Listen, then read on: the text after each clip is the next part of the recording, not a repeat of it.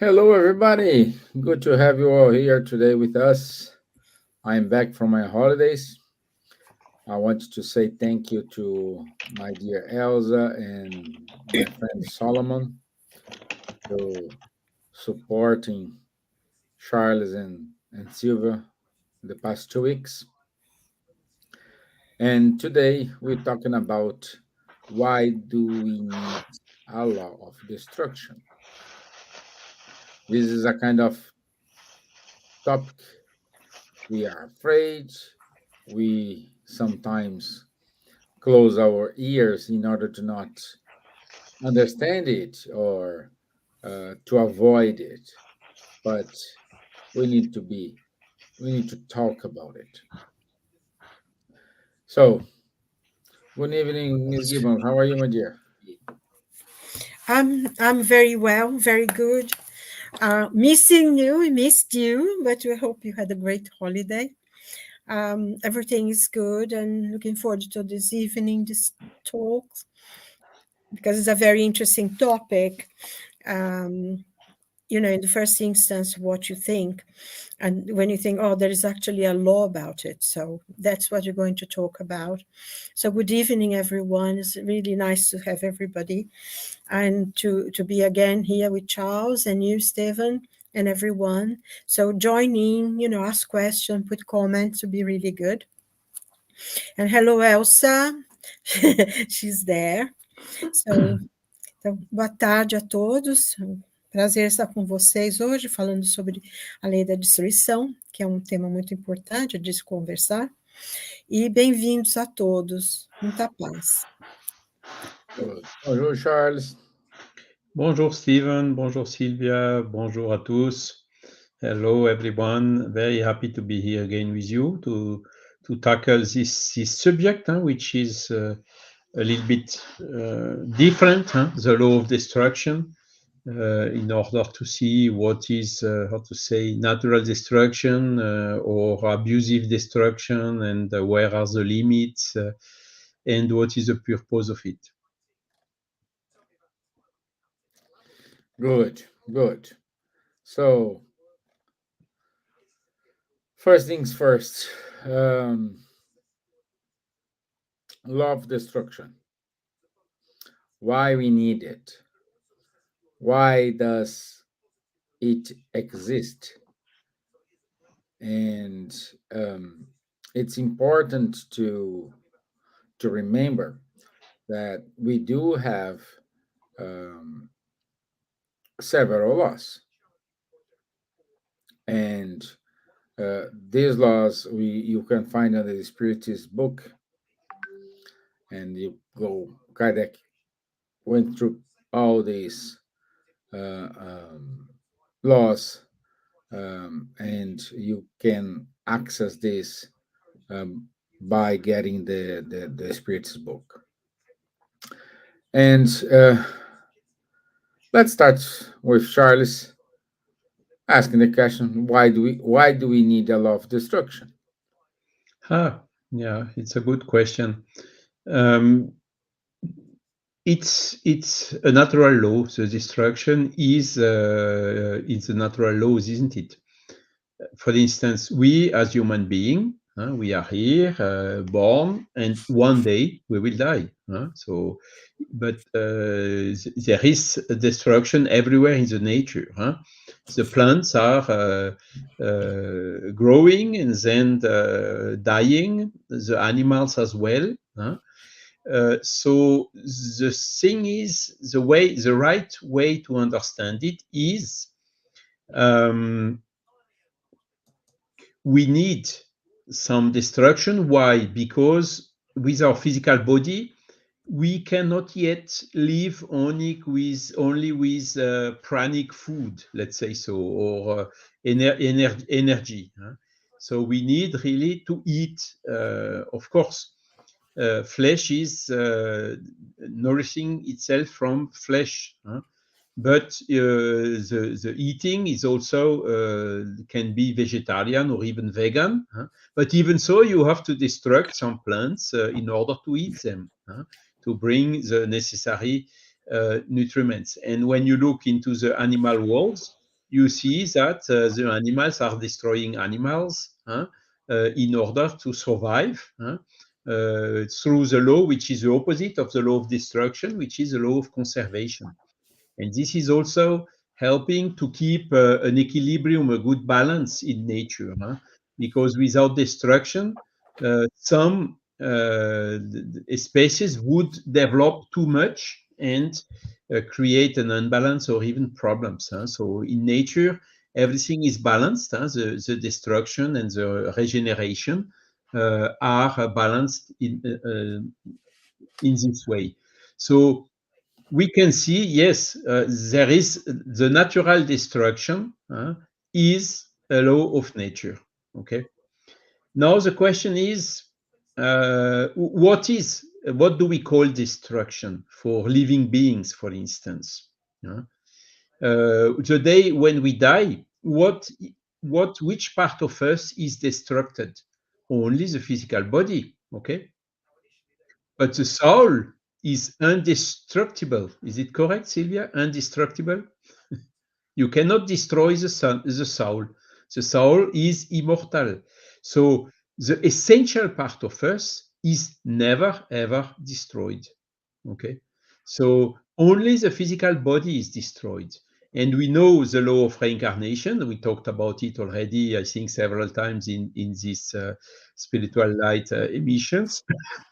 One day when we decide, we can come back and be reborn as an old tree which is dying. The seeds have fallen down and are giving small trees which are growing.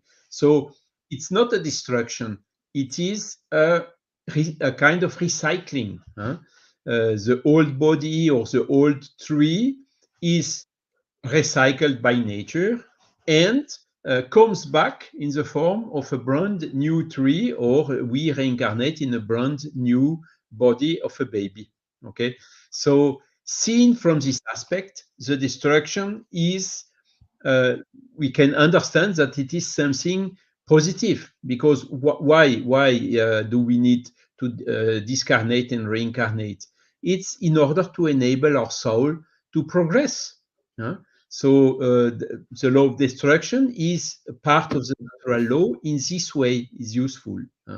Now there are some limits in the destruction, which is this natural destruction or necessary destruction, but there is also an abusive destruction. This natural law of destruction is in no way justifying abusive destruction, man-made, for instance, through conflicts or through war.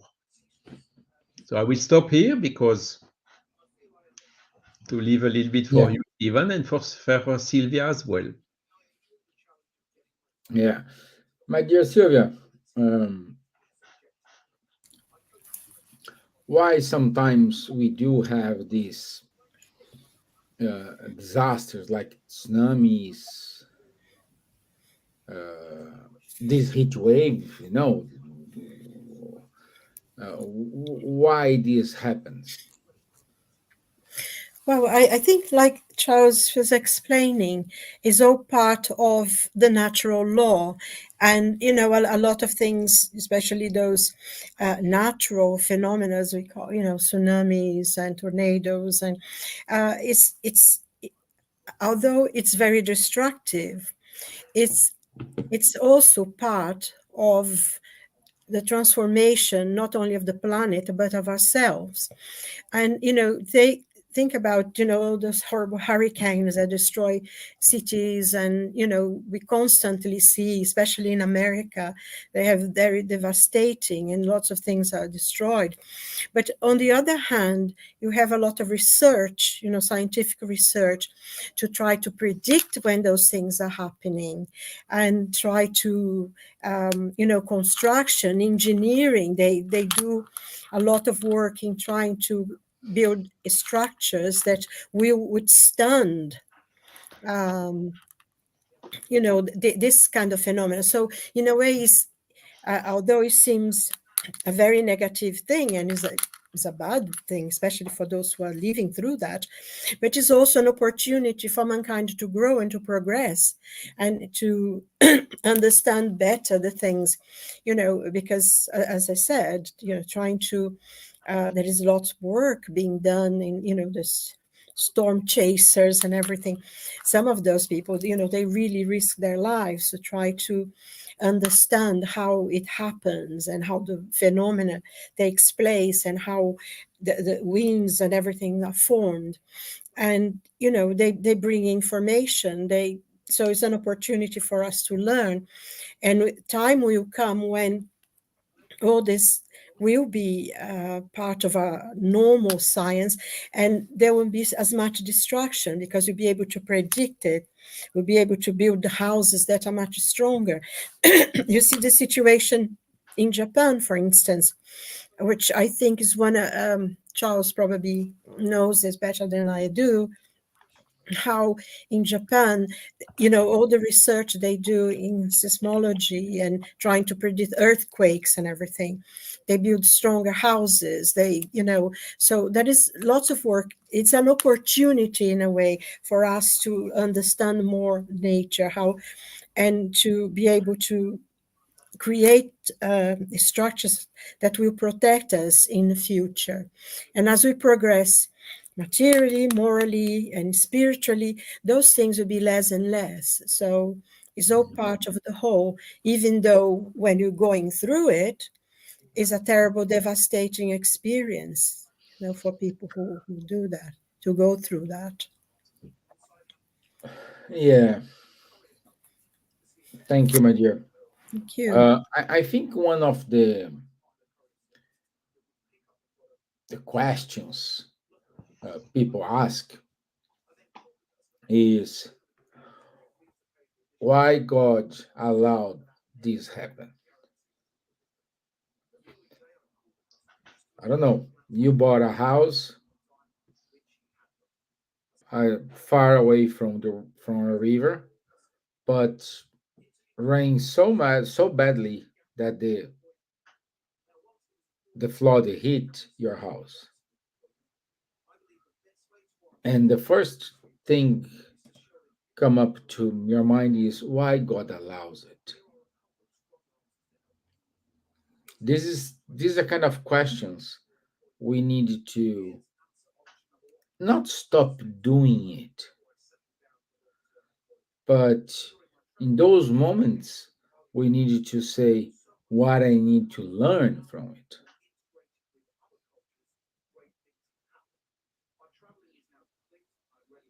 Like most of the times we seeing people with less financial resources suffering more with this kind of problem, flooding, uh, all these bad things. But either if you're financial, it doesn't matter your well-being or your financial. We sometimes ask why God allows it, and we need to understand that we are provoking it. Our attitudes, our behaviors. Like the other day, I saw a show. This show was taken in what's the name of it's not Greenland. It is uh, I forgot the name of the country. There is Where there is a is lot in of ice. Is above Greenland? Is it Greenland? Iceland? Greenland? above Iceland, Greenland. Greenland. Yeah. Yeah, it's ice, but it's called Greenland. Yes. It was So green before.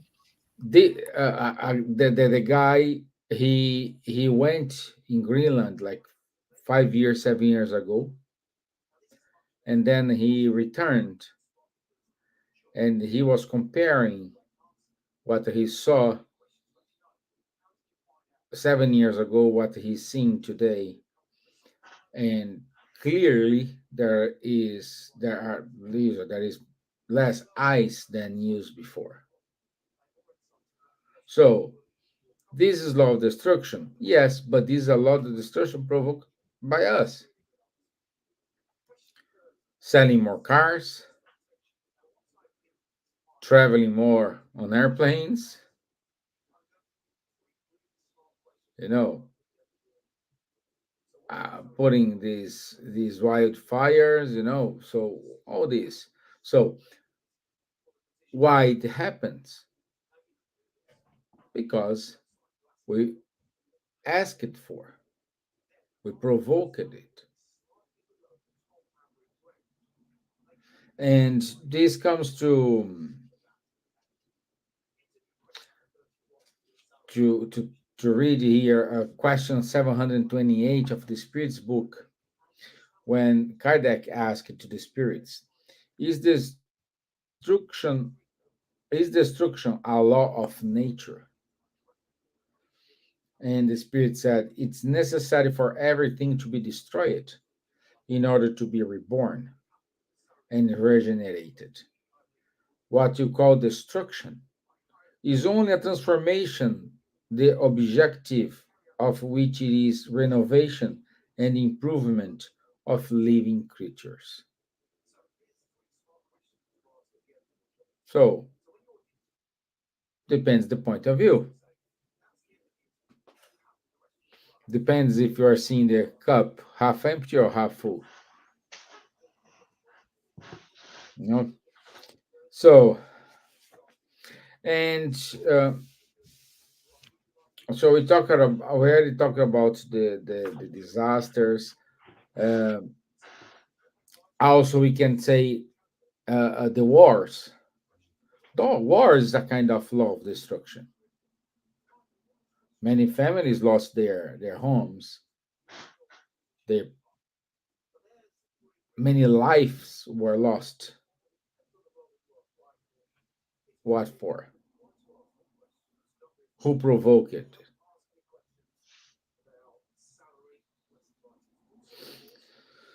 So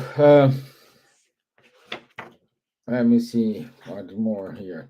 Charles, um, is there a turning point for a destruction? What do you mean by turning point? Turning point. What we need to do, not to avoid, because avoid is something not going to happen, but what we need to do in order to make the effects of this destruction less painful to ourselves. Yeah, I mean, okay. Uh, I mean, Silvia and you told it already somehow. Huh? Today we know that Silvia told about hurricanes. Hurricanes always existed, huh? Natural ones. Mhm. But today there are more and more and even stronger. And scientifically, we know exactly why these hurricanes are getting more frequent and stronger. huh. It is because with the greenhouse effect, with the carbon in the atmosphere, the higher part of the atmosphere is getting colder, and the lower part on the surface of the Earth is getting warmer. So the temperature difference is increasing, and this is then amplifying and multiplying the hurricanes. So we can see it immediately already scientifically proven as a direct consequence of our overconsumption. So you told it very right, Stevan. Hurricane were, I would say, a natural law, lateral destruction. But now the multiplication of hurricane is the consequence of the human activity. You told also about the war. uh, the war is not done by God, not at all. God sent us a lot of messengers in all the religions, including Jesus in Christianity, to saying, "Blessed are the peaceful and the peacemakers." So we as human beings, do not understand. And unfortunately, due to our selfishness, our pride, thinking we are more than the others, willing to dominate the others, these are the causes of the wars. And it's God has given us the free will, but if the wars happen, it's not because God is willing that the war is happening. It's simply happening because of us, of the humans. So very clearly we can see natural destruction where the man is completely independent. For instance, earthquake in seismic area. You told a little bit about Japan, where there is an earthquake almost daily. But the people, the turning point, as you tell, it has been found. We know what the earthquake is, we know the intensity, and we know how to construct or to build houses and buildings which are resisting to the earthquake and which do not collapse when there is a big earthquake. So we can see that through our intelligence, these natural destructions, we can prevent the effects of them. But the second ones, the abusive destruction or destruction caused by mankind, our intelligence will also show us that the only sustainable future for the humanity is not through selfishness, pride, and wars, violence, but it is through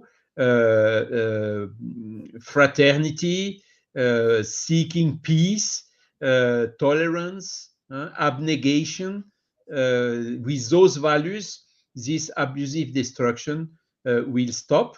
And on the global warming, it's the same. What is asked to us right now is to say, hey, look, the consumption we do, you told about driving cars or flying in planes and smelting the ice in Greenland or whatever.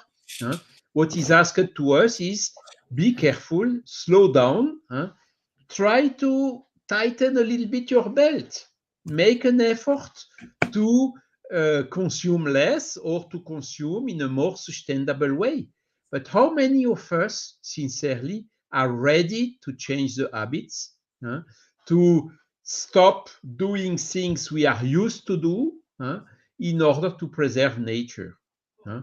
Not so much, unfortunately. More and more, that's sure. So it's coming. But still a lot, I can see still a lot of people, no, why should I go walking? Why should I drive by bus if I can go with my car and things like that? I live far away from my work because it's cheaper, because it's this. Looking always for the profit, for the money, for fun, for this, for that. So what do we want? Of course, the effects will only come for our children or our grandchildren. But we should never forget that the children of our grandchildren will be us again reincarnating. So we will not escape from that. And we will feel, even in the spiritual world, responsible. Our conscience will talk strong to us. Why didn't you do more efforts? And this is what our intelligence has to make us understand. You talked also about flooding. Yes, these heavier rains than usual are also a result of the greenhouse effect. So we know where are the areas with a risk of flooding. Why do we still continue constructing in those areas? So it's everything, a kind of, if really we would, it is our will, the will of the humanity. And if we look the global interests before our personal interests, we will find ways to prevent both natural destruction and abusive human destruction. Now, that one thing is sure: the destruction has to be understood as you read it in the question 7 to 8. 7 to 8 of the Spirit's book, that one day we will die.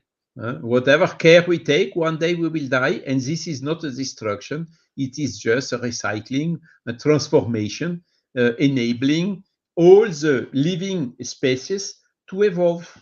And when you see all the evolution of species by Charles Darwin or whatever, without destruction and reborn and reproduction and so on, this evolution would not happen. It seems obvious. So seen from that angle, once we in our physical body make the best use of it in order to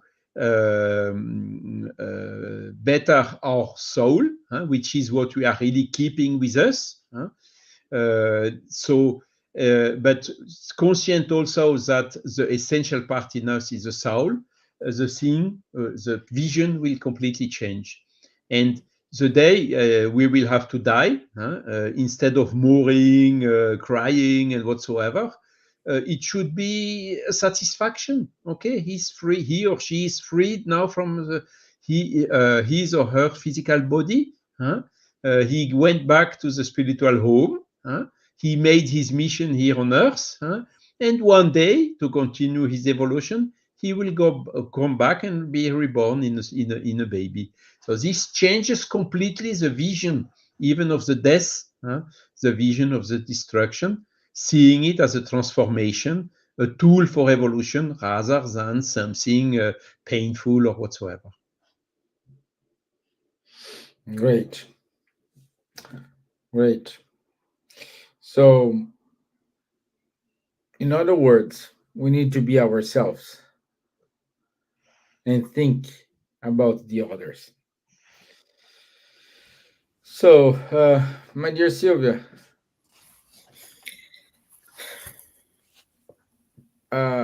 what do you think is necessary uh, for this new world? All these melting, these heat waves, all these. What do you think is coming to us? Ooh. I wish I was a prophet. Well, I think Nostradamus. um, I think it is, all this the situation that's happening in the planet is part also of the transformation of the earth. We do have some responsibility in the things that we're doing and everything, but I think it also is part of the process of the progression and the transformation of the planet itself. I don't think everything is to blame on us, and especially I think we're becoming much more aware of our part in destruction, in becoming the fifth Yeah. force of Earth. But and we be more conscious, and I think when we start thinking about uh, bettering everything for everyone, not so much for profit, then would be better. But we're progressing spiritually. But the earth has gone through many, many, many difference, many changes, and I think I read somewhere that in the spiritualist literature that this is part of the process as well, in which the earth will be a little more, there will be less of a contrast in temperatures, very hot, very cold. There'll be more a kind of better the temperature and everything. And it's interesting, when they were building the Elizabeth line here in London, they found, I think underneath Trafalgar Square, where Trafalgar Square is now, they found mammoths and things and some tropical trees. So it meant that at some few million years ago, this part of London used to be a quite temperate forest. We have kind of tropical kind of trees and stuff that they found underneath the earth when they were caving deep down to build the line. So, the earth has been going through too many transformation, and we needed to be aware not to create it even more. But I personally feel that because we are living now, I think the last throes really of the transformation of a planet from atonement to a planet of regeneration, and everything will become more emphasized, the heat and the cold, and all the places, flooding and hurricane and everything. I think it is also is part of the process of progression, because in the question that you said, 728 of the Spirit's book, and said, why do it exists? And as you said, he said it's necessary that all things should be destroyed, that they may be reborn and regenerated. And what you call destruction is only a transformation, the Yes. aim of which is Good point. renewal and amelioration of living beings.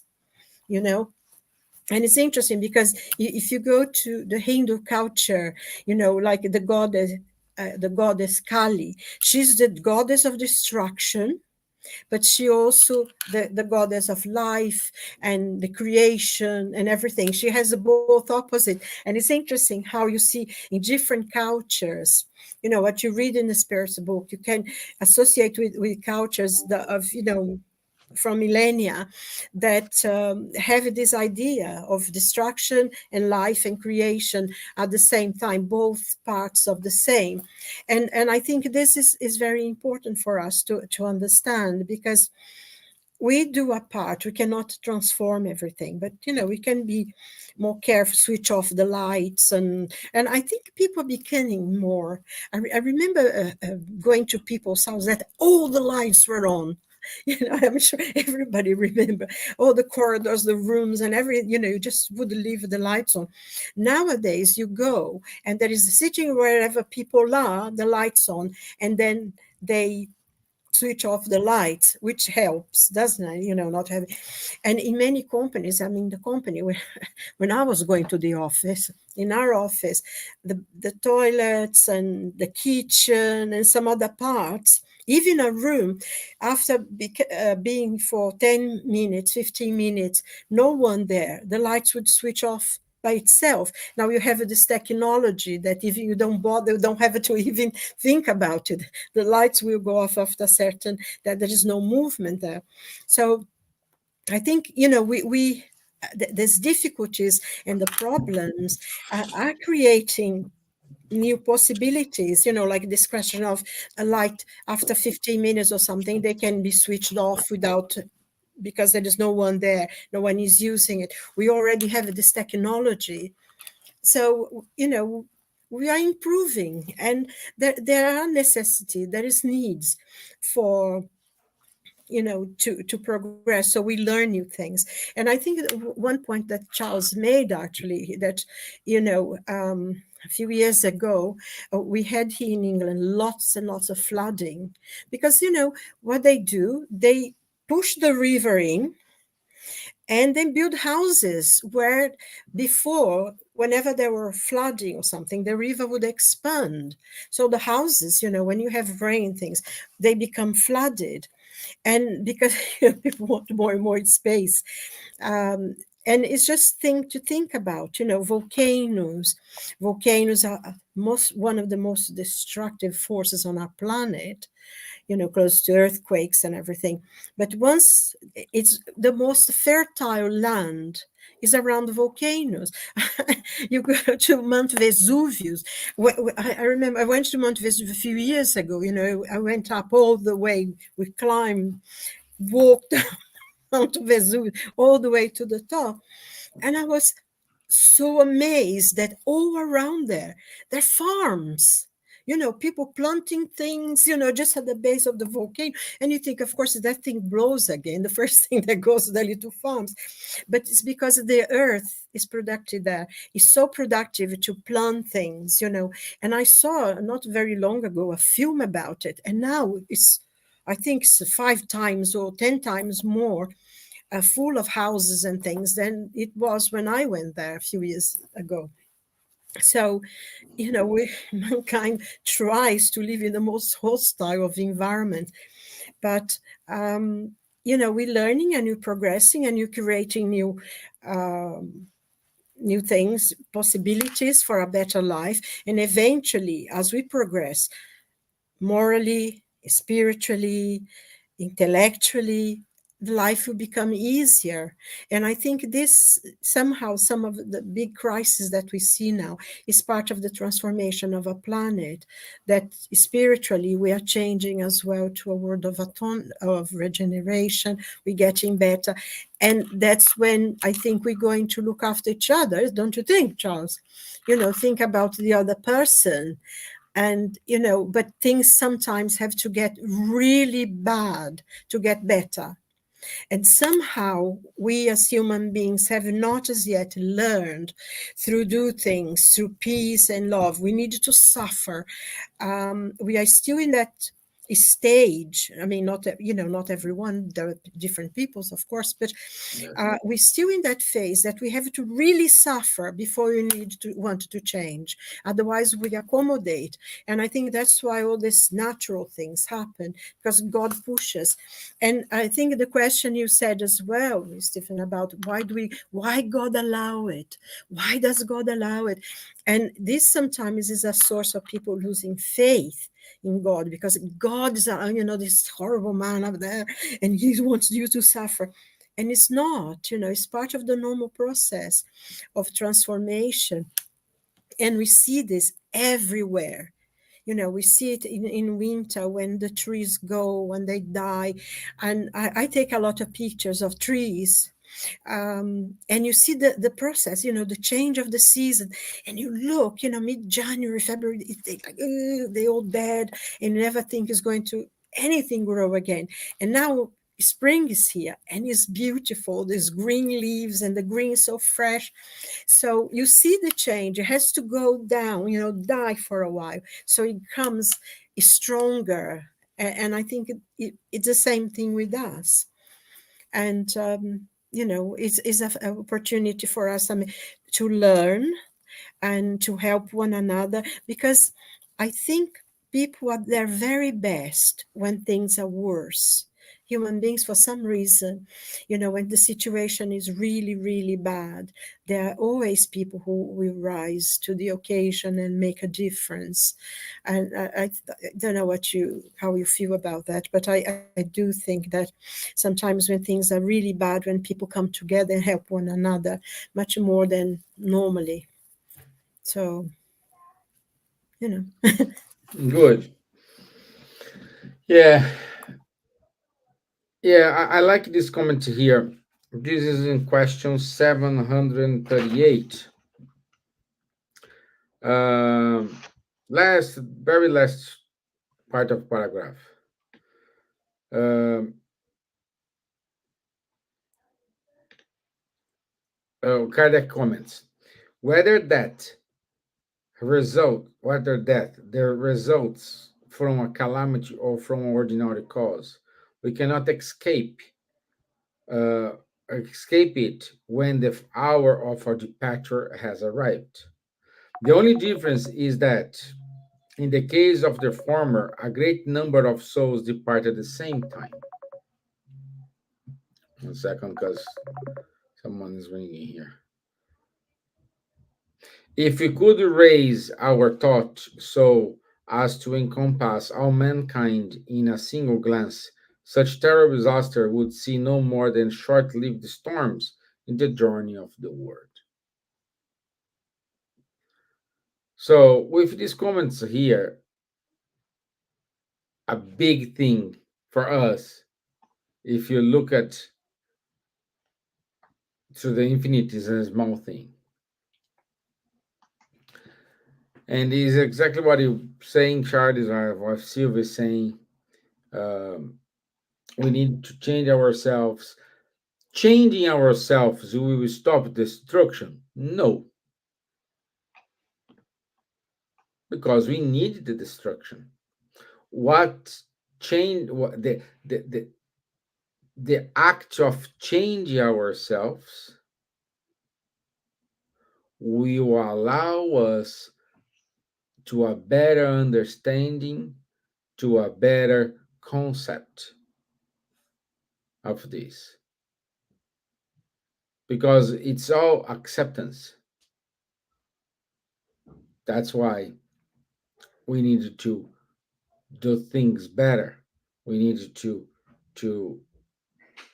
change ourselves in order to change the perspective. We see the world, we see life, we see everything. Do you have anything to complement, Charles? Yes, you are totally right. I think all these natural laws, again, are pushing us to our main goal of being alive and living here incarnated on the earth, is to make our mind, our soul progress. Okay. And very clearly, there is one question which is a little bit strong, but I think I will read it because it will enable us to understand. The question 742, where Kardec is asking, what is a cause that leads humankind to war? Which is the biggest problem we have nowadays. Ukraine, Palestine, but there are 80 conflicts on Earth right now. So it's not just these two; there are much more. And the answer of the Spirit is a little bit strong, but it calls our conscience, and it is. So the cause that leads humanity to war is the predominance of the animal nature over the spiritual nature, and the satisfaction of humankind's passions. In the state of barbarity, nations only know the right of the strongest, and that is why war is a normal state for them. Now comes the solution. As humans evolve, war will become less frequent since they will avoid its causes. And when it does become necessary, they will know how to make it more human. What are we seeing right now? There was WW1, WW2. After WW2, some measures have been taken, as I told already, between France, Germany, UK, US, and whatsoever, to say, okay, never more this. And it's now 70 years. So in 70 years, we had 3 conflicts. Now in 70 years, we had none, at least in Europe. Yeah. So we know what to do in order to prevent this war to happen. Okay, Germans are different from French, different also from British people, but we respect the differences. Each one has a right to be like it is, and there is no way for us to try to impose the way of being of our neighbor. No, we just are living together with our difference, but peacefully. And this is what we need to reach in all the other countries. Leon Denis was talking the wars. In this paragraph, they say when the war is necessary. So unfortunately, the war is still necessary in some cases. How do you think about authority or the war to gain some liberty? What is the way to get some liberty in a regime which is oppressing? Generally, it does not solve peacefully. There is necessary of some conflicts in order to win this liberty. There has been the French Revolution. There have also been US, the equivalent, or in UK and wherever. But even this, once the law of liberty will be understood better by humankind, when humankind will also understand that oppression, dictatorial or forced regimes are against the law of nature and will bring consequences to the actors of these mistakes through the law of cause and effects, or action and reaction, then with the intelligence, the thing will come into a better pace, a more peaceful situation. And this is what Spiritist body of knowledge, Spiritist philosophy is encouraging, to reach this evolution, this understanding as soon as possible.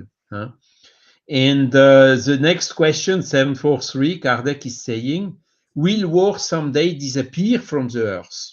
Answer of the spirits, yes, when men and women understand justice and will practice God's law or natural laws. Then all nations will live as brothers and sisters. So let's disseminate this strong message. Let's make such as soon as possible to have all nations living as brothers and sisters on the earth. It may take a little bit more time, but encouraging this message, repeating it stronger and stronger, we will get there for sure.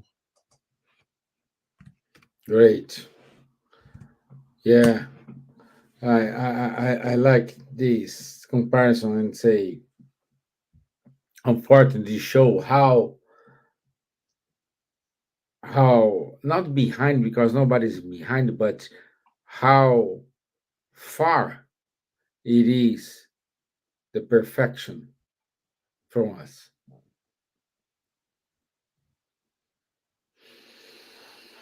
So, Emma, you, my Jesse, you want to add anything?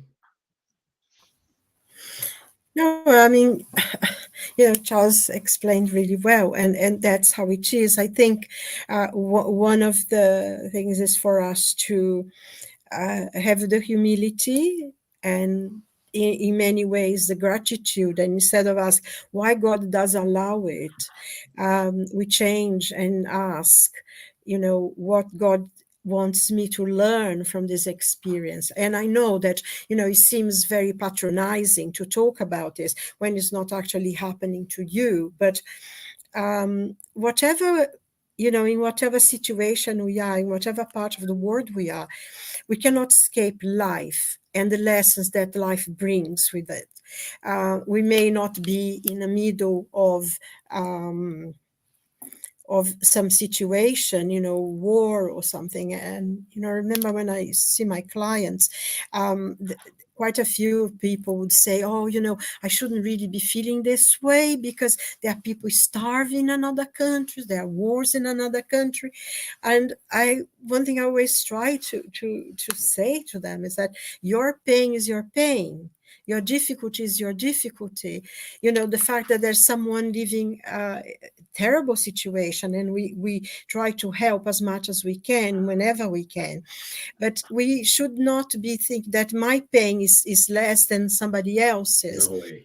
And we have difficulties in our lives, each and every person. And sometimes you go, you think if someone has a lot of money, it makes a difference. I know people who are quite well off. I mean, they are really rich, but they have those illnesses and they go to treatment in 3-4 different countries and they still die, because the moment arrived for them to go into the spiritual world, because that's a real world. Of course, it would be nice if everyone would have the same opportunity to be treatment and everything, but we should not compare pain, because we are, each one of us, according to the Spirit Emmanuel, that was Chief Xavier, a spiritual guide, we are where we have to be. We are where we need to learn the lessons that we have to learn. And I think if we start thinking about with some humility, this is a lesson here that I need to learn. And what can I do to help myself and to help other people who are around me? And to be grateful for the things that we have. And I remember that I had this friend, he used to have these expressions. I know the expression, people don't actually use these expressions anymore, but he says, and there, by the grace of God, go I. Because if we don't have this, some more difficult times, is because we are in a place where we have lessons to learn, and be comparing to other people is not good for us, because we are not learning what we need to learn.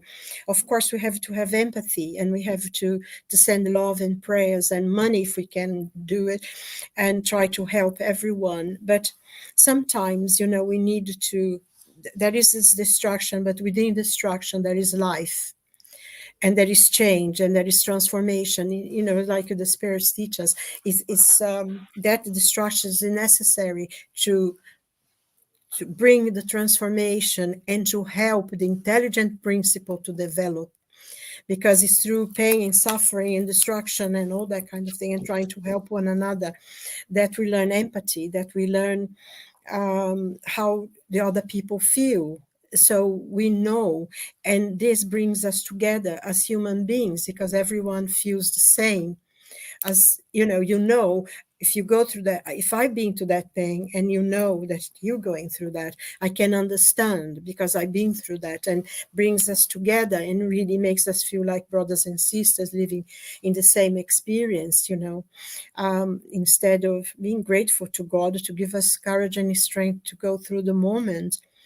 And everything must pass and everything will pass, and we are progressing, and we are going to go on forward and be here on this earth until the earth as well one day will be destroyed, and a whole system will be destroyed, and sun will be a dwarf, and new life will come from all the explosions that will happen, new planets and new systems. And that's how life is: destruction and life, destruction and life. So I think it's quite exciting, really. Yeah, it is. Unless it's those distractions that are created by selfishness and ambition and pride. But we know that the people who cause that will be responsible for it as well. So, instead, nowadays I try to think, oh, poor things, and imagine the day they realize what they've done, how their conscience will hurt them. So instead of being angry, I try to send them some prayers, to begin to change soon, because we've all been through that anyway. So that's it. It is. And in order to support what you just said, we can go to question 754. Kardec's comments. All faculties exist in man in a rudimentary or latent state. They develop as circumstances are more or less favorable to them. The excessive development of some then inhibits or neutralizes the development of others. The overexcitement of material instincts stifles, as it were, the moral sense. Conversely, the development of the moral sense gradually weakens those instincts which are purely animal. So this supports what Charlie said about it's happening because we are more animal than spirit, and supports what you said, my dear, in terms of my progression will cause an effect in someone's progression, and vice versa, and the other way around as well. It's very interesting, isn't it, Stevan? This overexcitement of the material instincts. This is, I mean, every day we receive, consume this, buy a new car, have the latest cell phone, have this, have that. For what? Okay, for making the business, for selling, for having jobs, for this, for that, for something else. Good. But now, you see, how can we come out of this? Huh? But God is really, how to say, the supreme intelligence. He simply made the resources of our earth limited. During a century or more, the basic rule of economy was the earthly resources are unlimited. It's not the deal of economy. But now we see it's not exactly like that, isn't it? We cannot, for instance, just take one example only. We are doing electrical cars. Electrical cars have batteries. batteries are made with lithium. And the lithium, there are not so many resources on the Earth. And we consume already something like half of it, of the known ones. Of course, there will be discovered more, but sooner or later, lithium will end, as Mhm. oil, as natural gas, as a lot of other resources. Okay, so of course the progress will help us to consume less and less, to substitute some materials with some others, to make the things in a better way or whatsoever. But one thing is also sure: the cleanest energy is the one we are not consuming, isn't it? That is the cleanest one. So a lot of things that we are today considering as granted will very soon not be granted anymore, will simply be seen as not sustainable habits or goods. Huh? And this will stop this overexcitement of the material instinct, isn't it? Huh? And that is exactly when we will understand, okay, we were just blind in this overexcitement, but this is really not the way. Huh? We should make correct use of these resources that God has given us on the earth, again, in order to enable most of the biggest number possible of souls which are incarnated on the earth progress, and not leave anyone starving. So let's share, let's be more, how to say, leaner in our consumption, in our approach. Of course, when some economists are hearing what I'm saying now, they are saying, no, shut up, shut down. No, that's not, don't say this. Please stop. Because we are all saying, what? Did you hear something? Did you see something?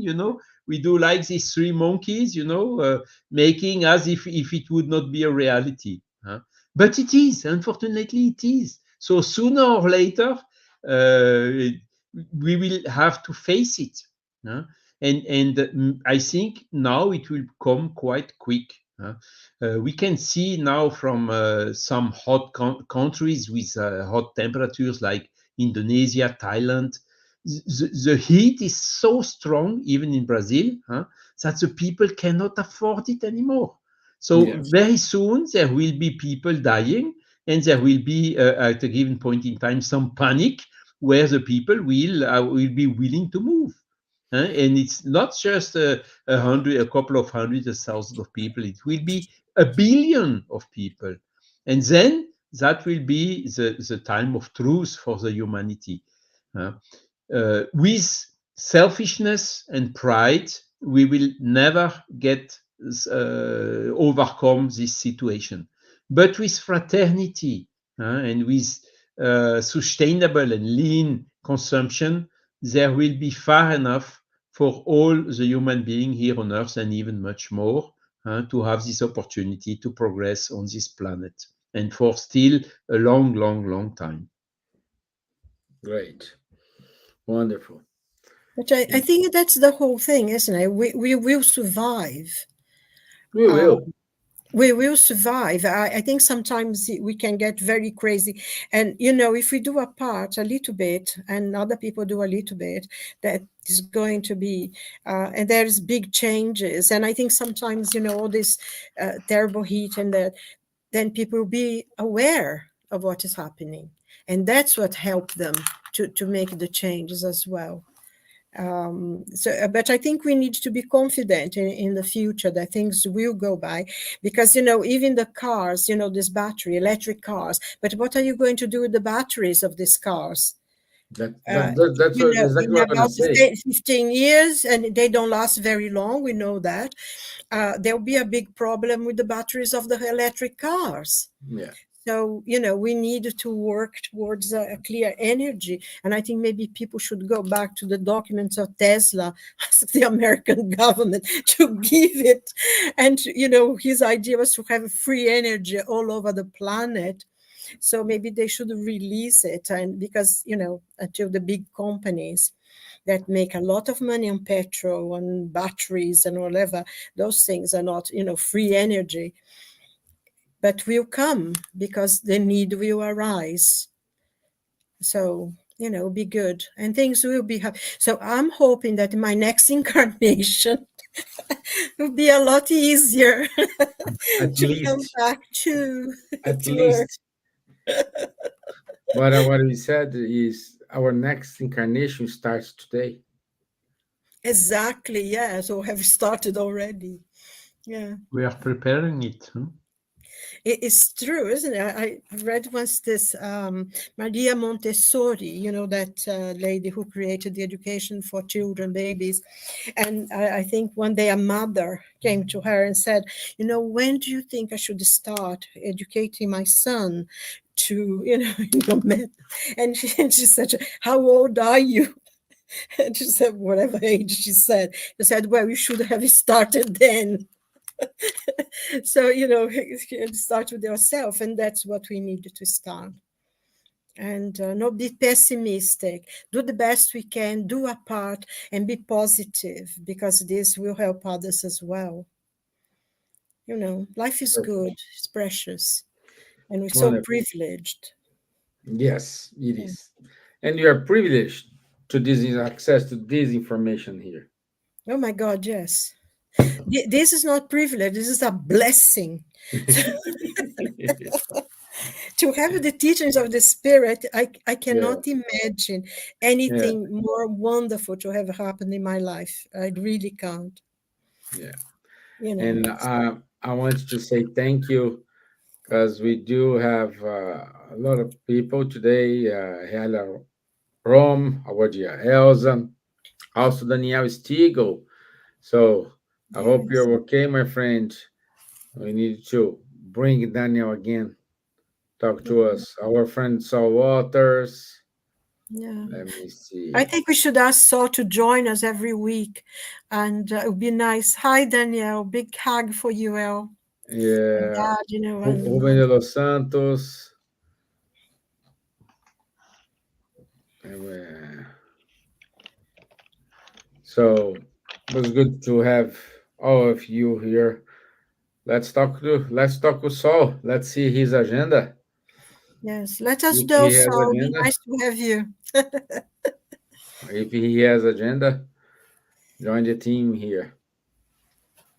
Yeah, So be great. so we are already 5 minutes over. Oh my Let me goodness. just show here our no these 1 second.